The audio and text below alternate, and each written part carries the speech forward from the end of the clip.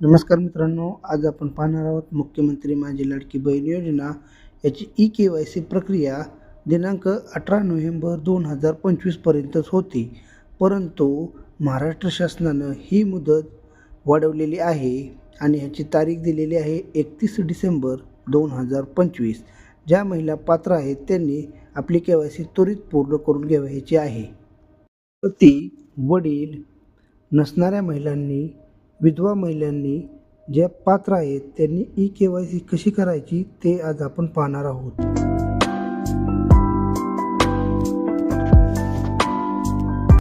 मुख्यमंत्री लाडकी बहीण योजनेची KYCची मुदत ही 18 नोव्हेंबर 2025 पर्यंत होती, परंतु ही मुदत आता वाढवून 31 डिसेंबर 2025 करण्यात आलेली आहे.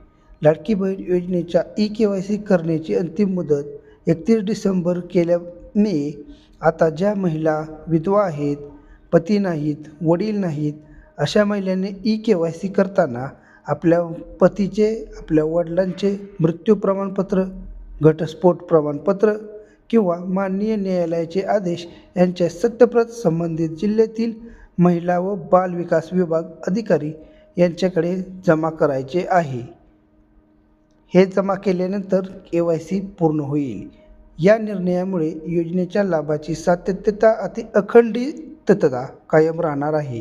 ही KYC प्रत्येक महिलेने वेळेत पूर्ण करायची आहे. अशाच नवनवीन माहितीसाठी या चॅनलला लाईक करा, सबस्क्राईब करा. धन्यवाद.